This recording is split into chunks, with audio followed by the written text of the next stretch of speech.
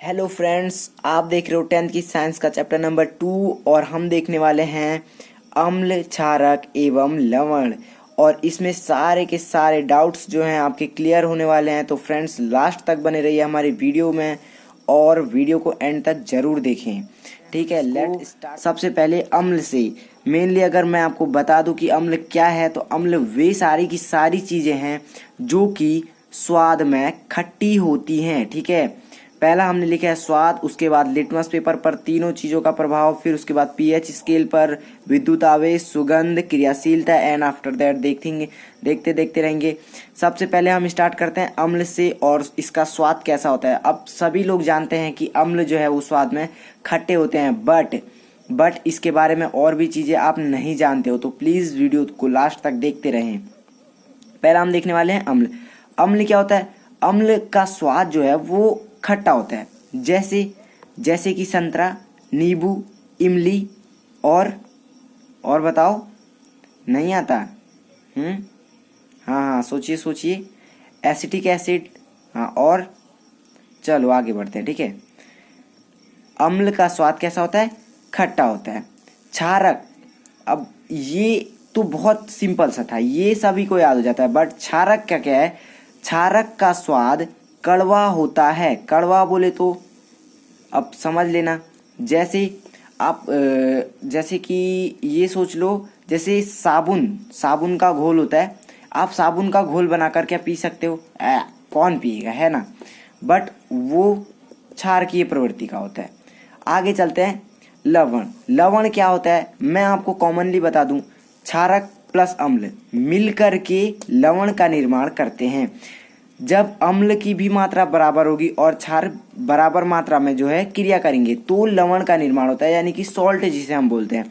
तो लवण का स्वाद जो है नमकीन होता है। वैसे तो हम जो सॉल्ट का टेस्ट करते हैं वैसे नमकीन होता है, बट ये क्या होता है ना, उदासीन होता है। अगर आपको कहा जाए एग्जाम के लिए तो आप लिख सकते हो कि इसका जो टेस्ट होता है वो उदासीन होता है। ठीक है, या फिर इसमें कोई टेस्ट नहीं होता है। वैसे तो मैं बोल दूं तो ये नमकीन टेस्ट में होता है।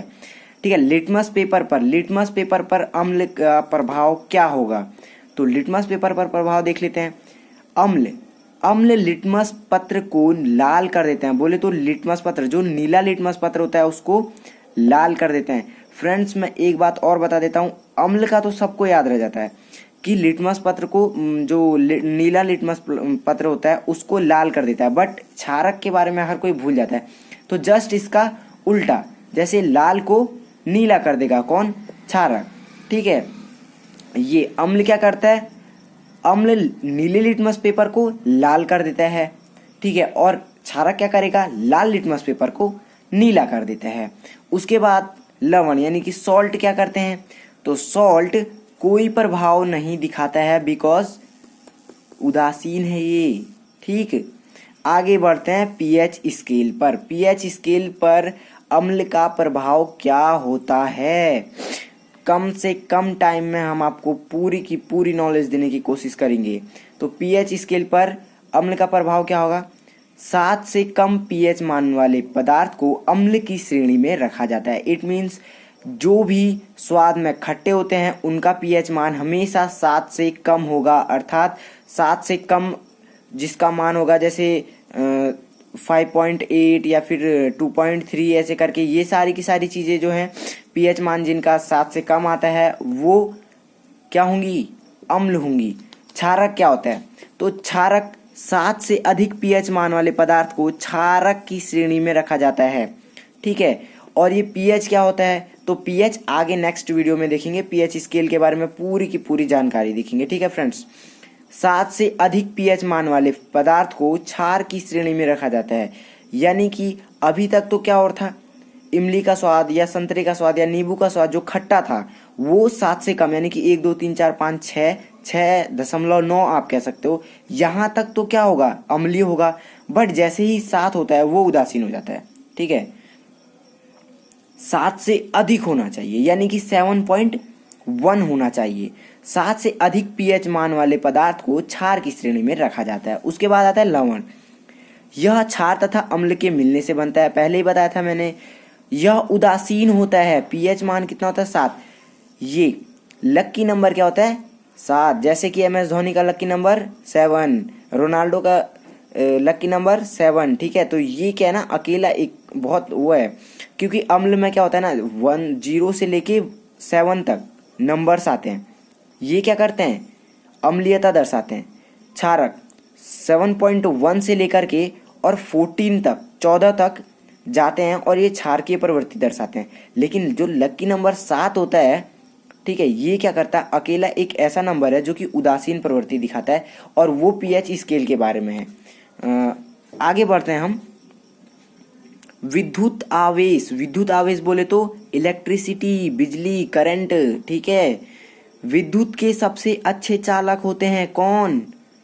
अम्ल भाई साहब, ठीक है। विद्युत के क्या होते हैं? सबसे अच्छे चालक होते हैं। अब कैसे? तो आपने क्लास 7th या 8th की बुक्स में देखा होगा, जब आपको पढ़ाया जाता होगा तो नींबू में वो छोटा वाला बल्ब खरीद के उसको जलाने की कोशिश करते थे। वैसे हाँ, मेरे से जला तो नहीं, बट फिर भी कोशिश की थी हमने। तो ये क्या होते हैं ना, सबसे अच्छे चालक होते हैं कौन? अम्ल, ठीक है, विद्युत आवेश के। और आगे चलते हैं। क्षार क्या होता है? क्षारीय पदार्थ जब जलीय रूप में होगा केवल तब विद्युत का प्रवाह करता है। बिकॉज क्या होता है, वाटर जो बोले तो पानी में विद्युत का प्रवाह हो जाता है। वैसे हाँ, वैसे क्षार की प्रवृत्ति के जो पदार्थ होते हैं वे नहीं करते हैं। तो आप एग्जाम में क्या लिखोगे कि क्षारीय पदार्थ जब जलीय रूप में होगा केवल तब ही विद्युत का प्रवाह करेगा, अन्यथा वह विद्युत का प्रवाह नहीं करता है। लवण, अब भैया ये तो हमेशा उदासीन है, न्यूट्रल क्या करेगा? लवण उदासीन होते हैं, अतः वे विद्युत का चालन नहीं करते हैं, ठीक है। हो गया, आया समझ में? क्या होगा ये? जब उदासीन है तो वो विद्युत का चालन कैसे करें? आगे देखते हैं सुगंध, ठीक है। सुगंध में क्या होता है? इनकी सुगंध कैसी होती है? किसकी? अम्ल की सुगंध। अम्ल की सुगंध देखते हैं। सूंघने पर नाक में जलन हो सकती है। बोले तो एसिटिक एसिड सुना है आपने नाम, जिसको आप सिरका कहते हो। अधिकतर लोग उसको अचार में भी डालकर बनाते हैं, बोले तो सॉरी, अचार में डाला जाता है उसको, या फिर आप कह सकते हो कि जो विनेगर होता है, देखा होगा आपने, फास्ट फूड में डाला जाता है उसको, वो एसिटिक एसिड से बना होता है। उसको आप अगर उसको सूंघोगे तो नाक में जलन हो सकती है, या फिर वो बोले तो दिमाग में चढ़ता है कहते हैं, ठीक है। तो इनमें क्या होती है, नाक में सूंघने पर जलन हो सकती है, कौन? अम्ल को। और उसके बाद बढ़ते हैं क्षारक। यह सुगंधहीन होता है, यानी कि इसमें कोई भी सुगंध नहीं होती है। किसमें? क्षारक में। अब लवण देखते हैं। लवण की गंध अम्ल या क्षार की क्रिया पर निर्भर करती है। अगर अम्ल ज़्यादा होगा तो उसकी सुगंध शायद जलन ज़्यादा हो सकती है, या फिर जलन हो सकती है, ठीक है। और अगर क्षारीय प्रवृत्ति ज़्यादा होगी किसी भी लिक्विड में तो उसमें क्या होगा? कोई सुगंध नहीं होगी, ठीक है। आगे बढ़ते हैं। क्रियाशीलता, क्रियाशीलता कैसी है? धातु से क्रिया करके हाइड्रोजन गैस देते हैं। अगर ये धातु से क्रिया करते हैं कौन? अम्ल, तो वो हाइड्रोजन गैस देते हैं। क्षारीय पदार्थ, क्षारीय पदार्थ वसा और तेली पदार्थों के साथ क्रियाशील होते हैं। मतलब कि ये धातु से क्रियाशील नहीं होते हैं, लेकिन वसा और तेली पदार्थों के साथ क्रियाशील होते हैं।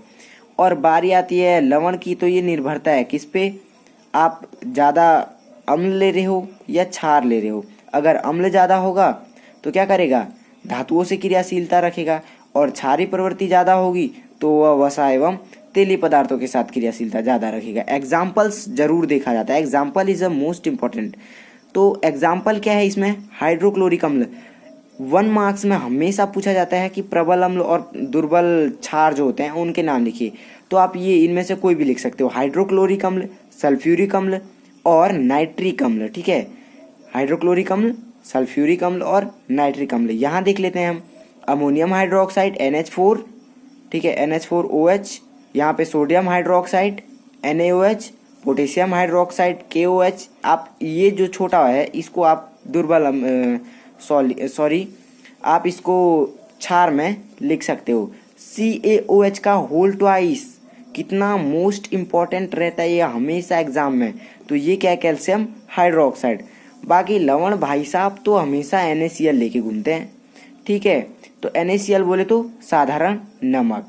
तो फ्रेंड्स कैसी लगी हमारी वीडियो ज़रूर बताएं, और कहाँ हमसे मिस्टेक हुई कमेंट में आप बिल्कुल लिख सकते हो। बाकी जो हमने पूरा का पूरा अम्ल, क्षारक और लवण का जो पॉइंट है पूरे के पूरे हमने बताने की कोशिश कर रखी है।